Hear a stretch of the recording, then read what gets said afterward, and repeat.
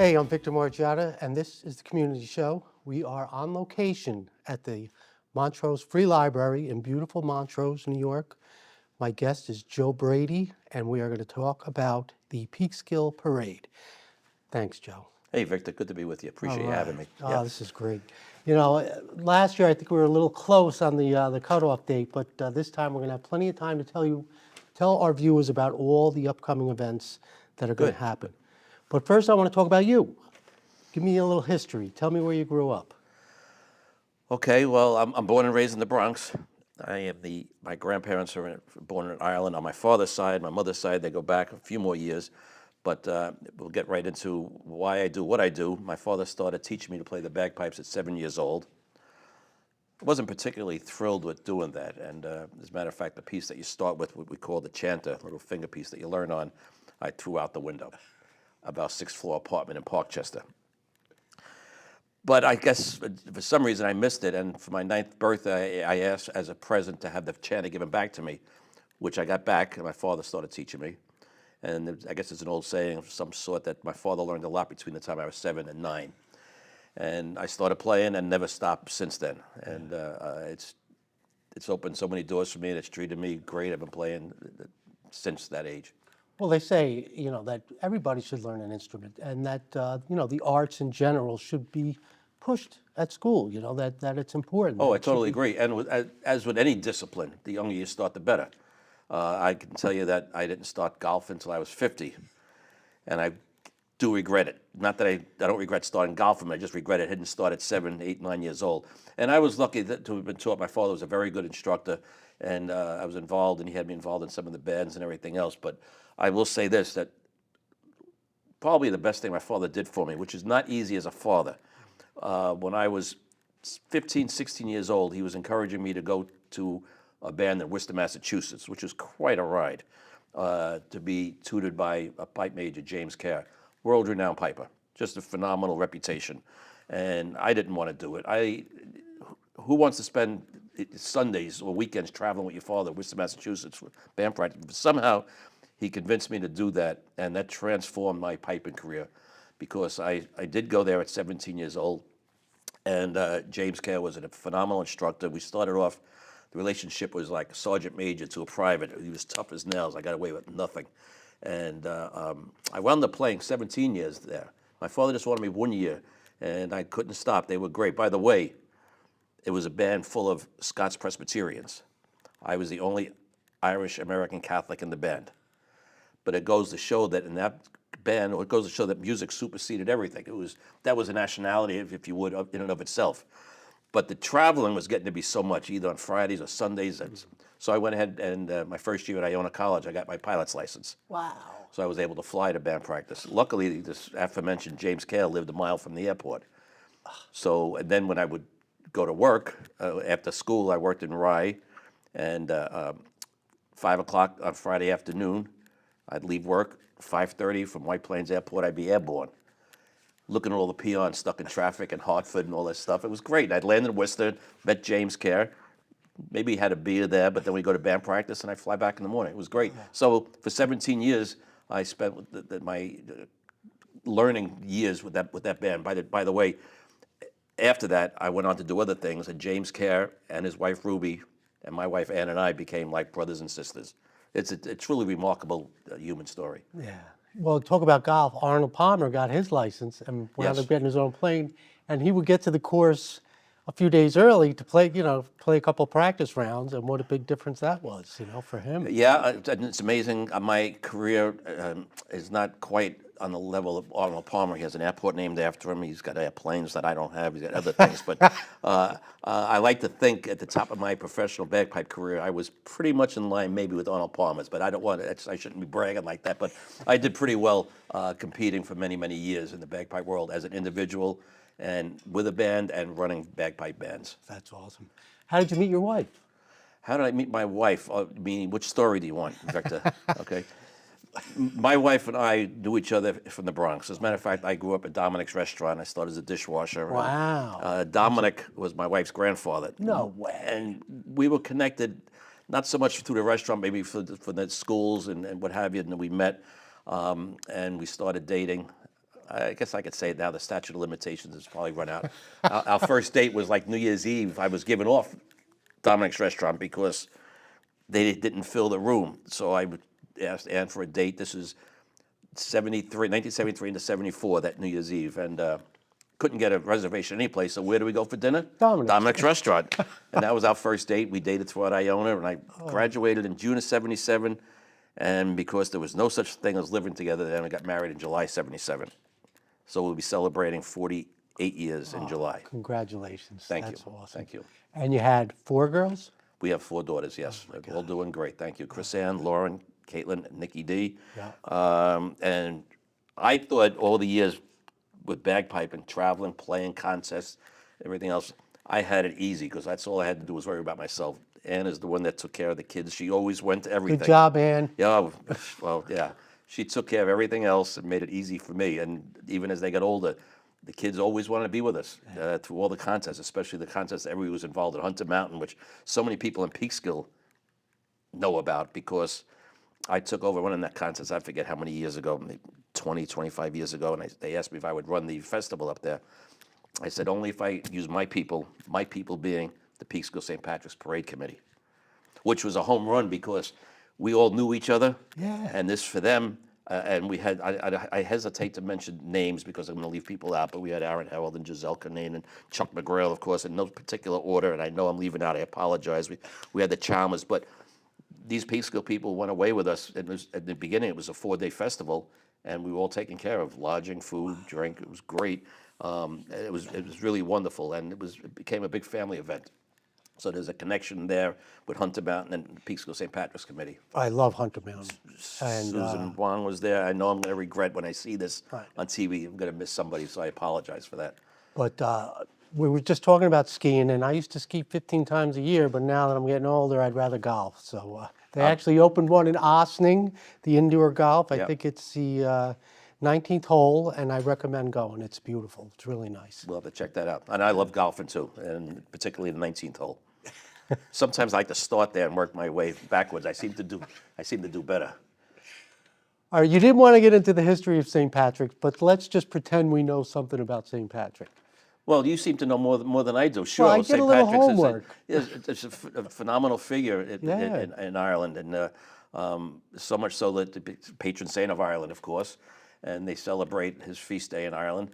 Not like we celebrated here. As a matter of fact, when I had cousins come over, they would say to me, "Joe, where did this top of the morning stuff come from? What is that? That's now in 2025, it's in Ireland. It's the Americanization of St. Patrick's Day. Now they realize it's more of a commercial production, but certainly a figure that historically is tremendous. Yes. And, he did a lot for Ireland, And the Catholics, of course, Yes. absolutely. For sure. So thank you, St. Patrick. Yes. And so the first parade, I think, was down in St. Augustine's in Florida, actually, in 12-something.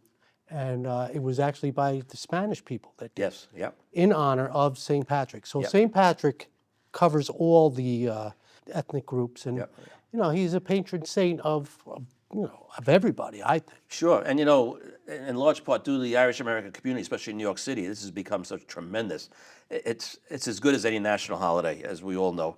How many communities have St. Patrick's Day parades now? And it's a great thing in the spring to come out, get together, and to celebrate something that, and a lot of them do have the reverence of having a mass beforehand and recognizing what it really is before going out and just celebrating. Yeah.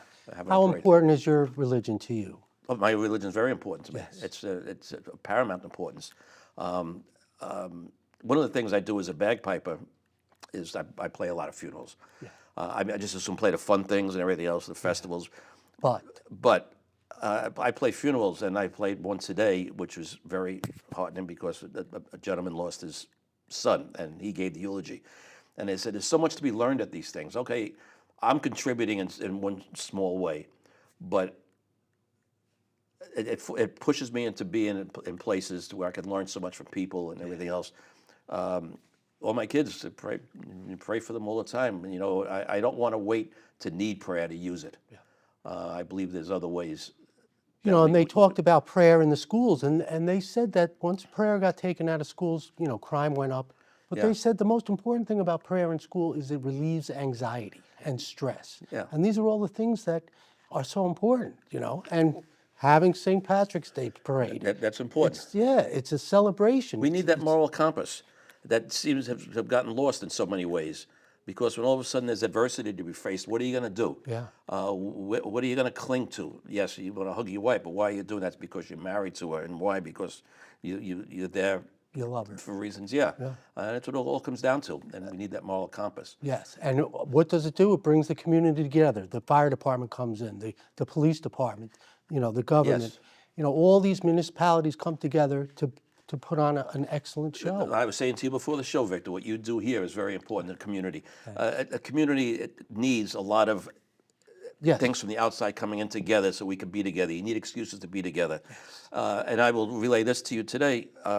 I do a lot of work in New York City, and I go in and out of doors, and people are smiling. They're saying good morning. No matter the color, the race, it's got no difference. And I'm saying, I hate to make any kind of political statement, but it's only the people up there that want to stir the pot, because basically, as humans, we treat each other respectfully. We can joke like you and I before, the Irish Italian, okay? I think I won, but that's beside the point.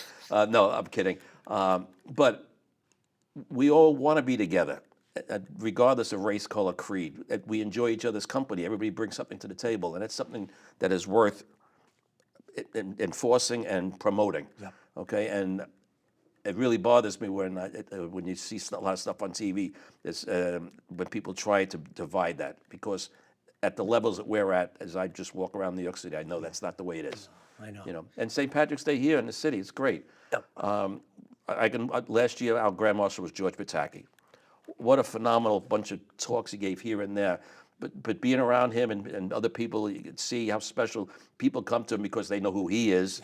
And they'll do that the same with a lot of people, but everybody's kind of the same, enjoying. There's a commonality of purpose there. That's right. That's very important.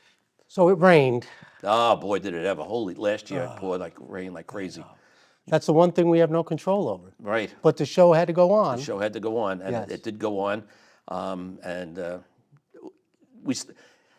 The parade notwithstanding, all the other events were sensational. The Elks Club was phenomenal to us, so we were able to go. That's indoors or inside. We had a good time, and we had the dinner up. And by the way, the dinner this year, installation dinner, is at the same place where we had it last year at the Abbey. Okay. And what's the date on that? The dinner is February 23rd, Sunday, February 23rd. Okay. Okay, and anybody who wants information on that, they can go to our website, which is peekskill.stpatrickscommittee.org. Okay. Anybody who Googles It comes up. St. Patrick's Parade, you'll find it. That's going to be a sellout. The Abbey's done a great job for us the past couple of years. That's a big event. So the parade is? The parade itself is actually Saturday, March 15th. Okay. We will have a breakfast at the Elks Club. The Elks, you couldn't get better hosts than the Elks. They're great, you know. And then we'll go over, and the mass starts at 1:30 at Assumption Church. We're hoping our beloved chaplain, Father Jim Gardner, is going to say the mass. He's back in the area, which would be great. We hope we have a lot of other visiting priests. The mass itself is sensational. It's great music, and it's just a great way to start the Yeah, day. the church is beautiful too. Yeah. It really is. Yeah, and then we start the parade at 3 o'clock at Excellent. the usual starting point, which is right there on North Division Street. And it's at 3 o'clock, and then we march past the church and through. And the parade route is going to be publicized on the website. Everybody will be able to find it beforehand, but it's the usual route, and it ends at the Elks Club. Okay. Now, how many bands are involved this year? I think we're going to have the same number of bands, somewhere, I think it's 10 to 12 bands, and we have Bobby Bodie Jr., who stepped up to take over the parade as chairman, and I think that's the number of bands this year. I could be off by one or two. Right. And the 69th Regiment will be with us once again. They've been Excellent. with us every year since our first parade in 1990. Very proud to have been with them. The only year they missed is when they were deployed in Iraq. And for those that don't know, the 69th Regiment, the most decorated regiment in the country, of which I'm a proud member of, although now I'm Pipe Major Emeritus, having stepped down from leading the parade with them in the city. They've been with us, and it's truly an honor to have them lead the parade. All right. They don't do any other parades anymore except Peekskill and New York City. They might do one other ones in in Long Island, where the Sergeant Major was from. But other than that, we're honored to have them. And of course, they have a presence at Camp Smith. So it makes sense for them to be here to help promote these types of things in the community. St. Patrick's Day is on a Monday this year. Yes, it is. So luckily it doesn't land on a Sunday because then they can't have it on a Sunday, right? Well, in the city. when March 17th, St. Patrick's Day is on a Sunday, in the rules of the Catholic Church, Sunday is the anniversary of Easter, which supersedes all patron saints' days. So when that happens, the parade in New York City is on a Saturday. But we're the only parade that could still be happening in the city during the week because it's so old. This is all grandfathered in. So the parade in New York City will be Monday, March 17th. Yes. And For the that's a good day. 250 some odd years, I've lost track. I haven't been there for all of them, but I've marched in every parade since I'm 10 years old. Wow. Yeah, so a lot of years I did it twice. One year I did it 3 times, but once I started with the 69th Regiment in 1990, you can only do it once. So I'm 69, I'll be 70 years old in September, but I've marched my that parade gosh. probably 80 times. Then you add it all up, and I've sat down and added up twice this year, 3 times. Now, when I think about that, I get tired. So you're no longer leading the parade in the city. Right. How do you feel about that? I know it's got to be tough. Well, my last year was 2 years ago, so I was honored by the committee to be an aide to the Grand Marshal, Kevin Conway, and out of respect for my service to the regiment.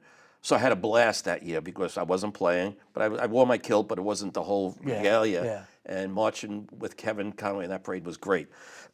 Last year, Kevin Conway and I marched as friends of the 69th.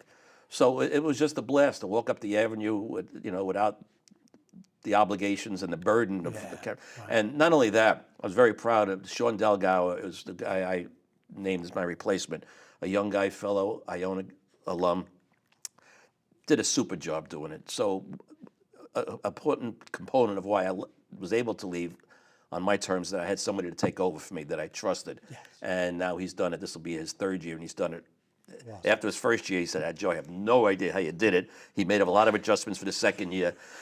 So the parade is in good hands. So I hope to be marching up behind him with the 69th again this year. But I'll wear my kilt, but not the whole ring. All the weight. All the weight, which is close to 50 pounds worth of equipment. Yeah. Well, when they went into battle, right, they had to carry all that stuff. So. Yeah, everything. When you see, the Doers Scotch has a poster that the guy wearing a full dress and everything else. Everything one has got a reason. You're not going to go into battle wearing something you don't need, and it's actually all very interesting historically. But it's appropriate to wear leading a parade of the 69th when you're marching as a friend of the regiment. You don't have to wear all that stuff. Right. So tell us who the Grand Marshal is this year.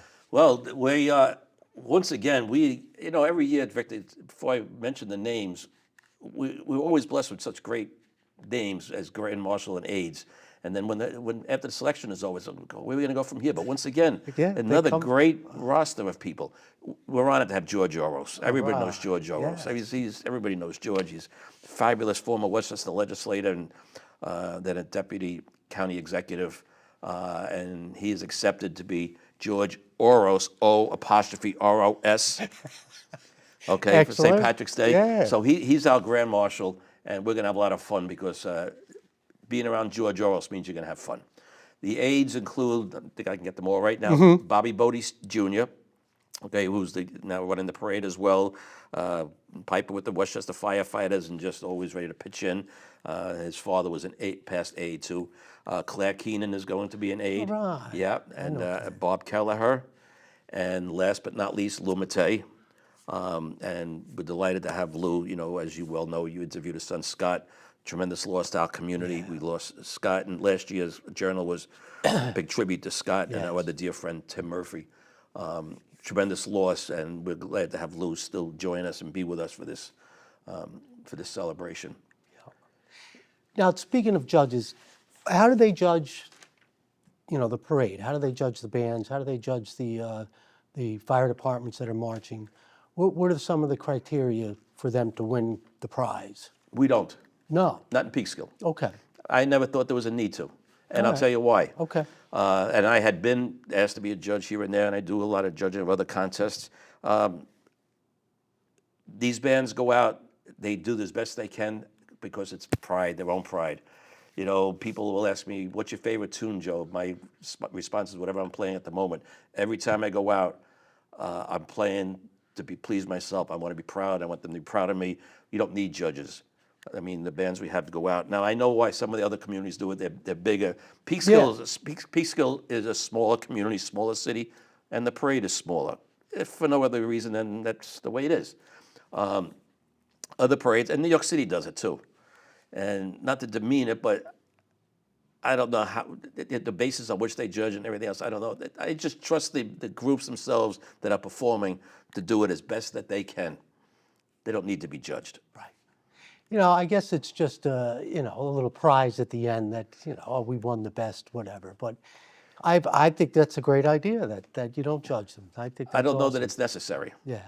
You know, it was something. Quite honestly, it's funny you mentioned that, Victor, because this is our 34th parade in 36 years. We lost it to COVID, of course, and it was really. I don't think it was something that we really brought up. It was brought up. I probably said I'm not in favor of it, Yeah. and maybe they just went along with me. You know, I don't know that it's necessary. Because like I said, I'll wind up judging it. That's who needs that. Yeah. You know, no. So many great traditions, Irish Yes, traditions. yeah. They came over in 1800s, 1840 because of the potato famine. And, the influx of Irish and the Italians when we came in, it's so beautiful that we both, are so family oriented, and that the Catholic religion is so important to us. That's a binding. Yeah. And, it's like anything else, everybody butts heads, but in the end, our religion and our faith is the most important. Yes, and there's nothing wrong with butting heads. No, it's fun. Yeah, yeah. As long as at some point, you call a truce and Yeah. you learn from each other. That's what's important. You know. I was blessed. My Catholic church is St. Patrick's. I went to St. Patrick's School for 8 years. My best friend was Patrick. And, it's so many great things to grow up in a small town and to, appreciate. But again, being in a big family, 10 kids, what a great thing. Yes, yeah. I've always had somebody to play with, always somebody there for me, and I'm blessed. Now I have 25 nieces and nephews. Now God they're all bless. having kids, and what a great experience. Absolutely. Now, I'm born and raised in the Bronx. I didn't move to Peekskill until 1980, so I'm here only 45 years. Never claimed to be a native Peekskillian, but I'm very proud and jealous of the ones that I know are. There are relationships, and I could tell you about the Seawalk family. I could tell you about this family, that family. I shouldn't have thrown that one name out because I should have included some other families. But we are blessed with some of our best friends, as close as family here. Ann and I decided that we are never going to sell our place on Maple Avenue. That's At right. first, we said we're going to die there, but I said Yeah. no, I don't know that we're going to die there. We're just not going to sell the place Yeah. because of our extended family in Peekskill. This community is second to none. I know. I have 4 daughters, all went through Peekskill High School, all graduated from college, all doing very well, and embedded in the community. They are with me, supporting me as I try to support them. I will be going around to the schools again, Excellent. as I have done for years, talking about bagpipes or St. Patrick's Day, the parade, whatever the kids want. And I'll tell you, You need to keep it alive. I will tell you, Victor, last year I did it, and it's a credit to the teachers and the faculties in the schools. As I went through, the kids in Peekskill, well-behaved, good questions, and by the way, the questions you get from the second graders are so different than the ones you get from the sixth graders. It's a riot, but it is fun for me to do. I feel like I'm contributing. I'm hoping they're learning, and I'm very proud of the schools in Peekskill. And again, because of his involvement. Yeah, well, Peekskill is very family oriented. It's a great town. Now, what happened with the polar plunge this year? They didn't jump in the river? You know, we went down there. Thank you for asking that. The This Is Me Foundation Polar Plunge. It's great of you to ask. We went down there early on January 1st, and from the storm the night before, as soon as you get down, it's look at this place. It was kind of, through no fault of the city, that the river itself was just kind of disgusting. The storm caused all this stuff. Yeah, sure. And you just knew it was going to be dangerous. So they had to opt once again to do the spray over. The fire department was super for doing that. And as a spectator, although where I was standing, I was involved as ever because the wind was blowing and I was playing the bagpipes, and all of a sudden this moisture was dousing on me.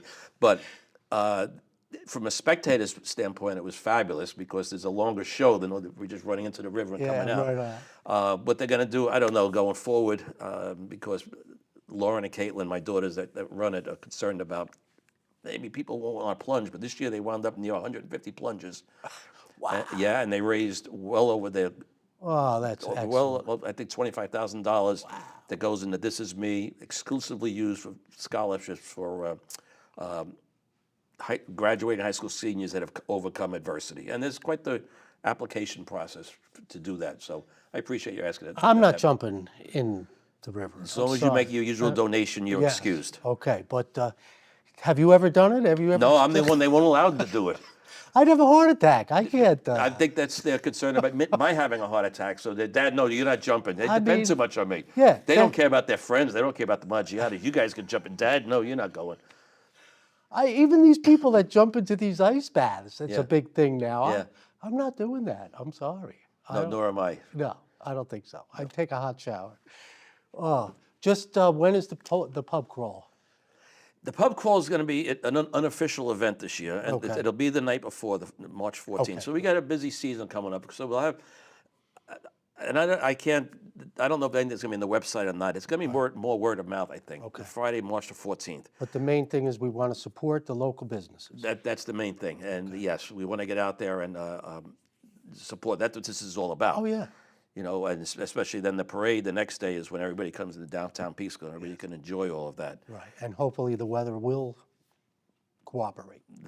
That we've got no control over. But I tell you what, if it doesn't cooperate, we're going to reach back and just, go that much forward. We're going to have as much fun as we ever would, and then we have the show then on March 16th. That's right. Sunday at the Paramount to benefit the Hudson Valley Irish Fest is Cherish the Ladies, phenomenal group headed up by Joni Madden, an old friend of mine. I haven't seen her in a long time. I'm looking forward to playing that evening with them.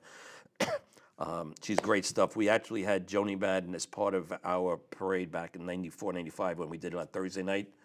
They sold out the Paramount both years that we were there. All right, And Daisy Joplin. excellent. To think of, I know Cherish the Ladies. Oh, they're fabulous. Super. I watched the video on them. They're fabulous. Excellent. So, Daisy Joplin, yeah. If you fabulous. can get the tickets, go. Yeah, Joe. if they're going to tune them together, they're just going to be unreal. Excellent. Thanks for coming on.